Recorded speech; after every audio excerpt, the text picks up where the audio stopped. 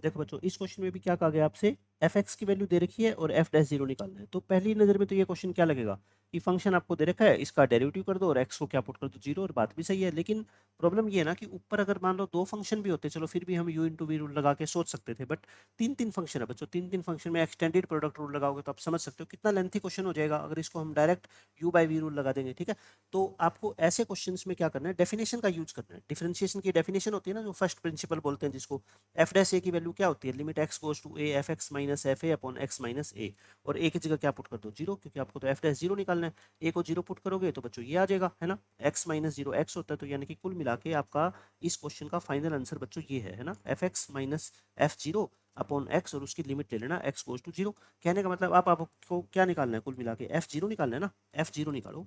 F zero की तो जरूरत पड़ेगी, यहाँ पे पुट करना पड़ेगा एफ जीरो, मतलब एक्स को जीरो पुट करना, टू की पावर जीरो प्लस टू की पावर जीरो, और टेन एक्स तो क्या होता है बताओ, जीरो होता है, टेन एक्स तो बच्चों जीरो होता है, तो फिर आई थिंक तो सारे जीरो गए तो, है ना, और टेन इनवर्स वन, एक्स को जीरो पुट करोगे और डिनोमिनेटर में क्या आ जाएगा, वन का क्यूब, ऊपर जीरो आ गया, तो एफ जीरो की वैल्यू क्या आ गई बच्चों, जीरो आ गई कुल मिला के, ये बात है ना। सो एफ डैश जीरो अपना क्या आ गया फिर बताओ, एफ डैश जीरो इतनी सी बात रह गई कि limit x goes to zero f x by x, f x by x, और एफ एक्स की वैल्यू पुट कर दो और एक्स से उसको क्या कर दो, डिवाइड कर दो, बस हो गया क्वेश्चन सोल्व। लिमिट का क्वेश्चन था, डिफरेंशिएशन की तो सिर्फ इसमें डेफिनेशन यूज होनी है। ठीक है, टू की पावर एक्स प्लस टू की power minus x into ten x, मैं सिर्फ और सिर्फ फंक्शन को एक्स से डिवाइड करके लिख रहा हूँ, और कोई नई बात नहीं है। ठीक है, ये मत सोचना कि टाइम क्यों लग रहा है इतना, माइनस एक्स प्लस वन, और डिवाइड में क्या है अपना, seven x square plus three x plus one का होल क्यूब, और डिवाइड बाय क्या है, एक्स है ना, ये मत भूल जाना, एफ एक्स है, ये तो एफ एक्स लिखा है मैंने, इनटू में क्या है, एक्स डिनोमिनेटर में। ठीक है,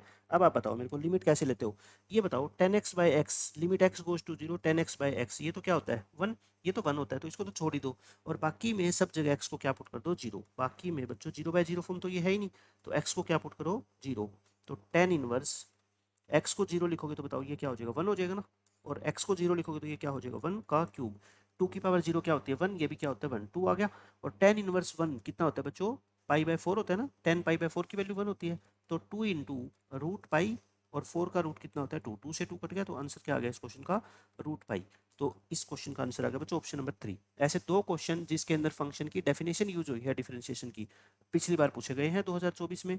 एक क्वेश्चन ये था और एक क्वेश्चन मैं आपको ये करवा देता हूँ, दोनों के दोनों क्वेश्चन मैं आपको करवा देता हूँ। देखो, एक फंक्शन है, डिफरेंशिएबल फंक्शन है, और इस तरह की वो कंडीशन को फॉलो करता है, f x minus f y और is greater than equal to this one, है ना, for all x y belongs to zero to infinity, मतलब एक्स और वाई कैसे नंबर है, पॉजिटिव नंबर है, तो आपको इसकी वैल्यू निकालनी है। कुल मिला के कहने का मतलब यही है कि एफ डैश डेरिवेटिव निकालना है, उसके अंदर एन को क्या पुट कर देंगे, एक्स को क्या पुट कर देंगे, वन बाई एन स्क्वायर, और फिर उसके ऊपर सिग्मा अप्लाई कर देंगे, है ना।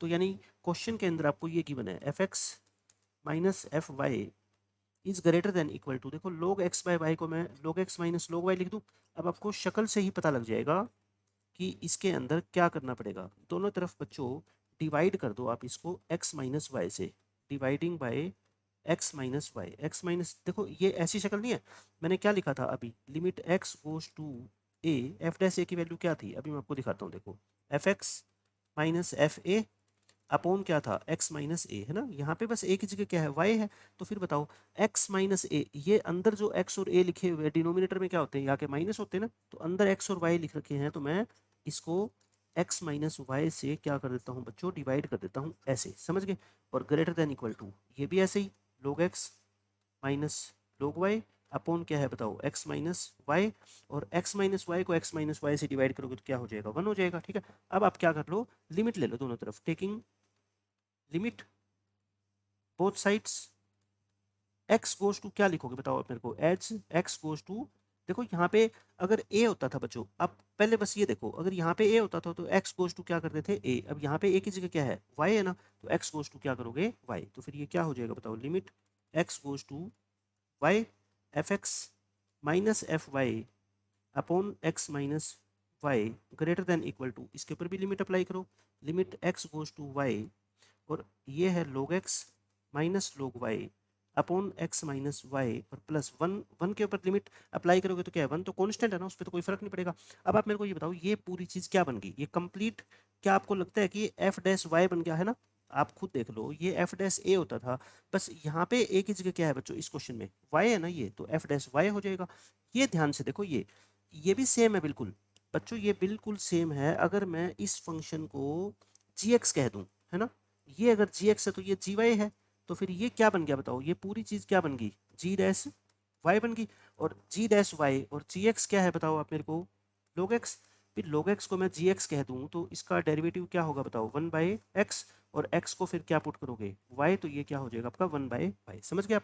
मतलब मैं ये कह रहा हूँ कि ये आपको जो है ना, ये भी आपका फंक्शन का डेरिवेटिव है at x equal to y, but इसमें फंक्शन क्या है, log x है ना।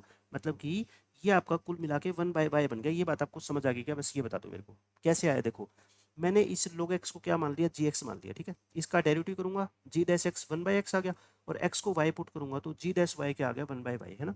और ये g x minus g y upon x minus y, ये क्या होता है बताओ। मैं एक बार एक स्टेप और लिख देता हूँ ताकि आपको समझ आ जाए, है ना। मैं इसको ये लिख दूँ क्या, जी डैश वाई लिख सकता हूँ ना। अगर मैं इसको जी मानूंगा तो ये जी डैश वाई है ना, +1। और जी डैश वाई, अब ऊपर मैंने आपको सोल्व करके दिखा रखा है कितना आया है, 1/y+1। अच्छा ये इक्वल का साइन नहीं है, ये किसका साइन है, ग्रेटर देन इक्वल टू का। अच्छा आपको इतना टाइम वेस्ट नहीं करना।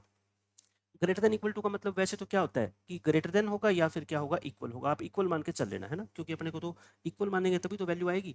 लेकिन ये आया क्यों ऐसा, क्योंकि डेरिवेटिव जब हम निकालते हैं ना फंक्शन का, एक बार लेफ्ट हैंड डेरिवेटिव निकालते हैं, एक बार क्या निकालते हैं, राइट हैंड डेरिवेटिव निकालते हैं। आपको पता है लेफ्ट हैंड डेरिवेटिव निकालोगे तो लिमिट क्या करनी पड़ेगी, x goes to y minus करनी पड़ेगी, है ना ये।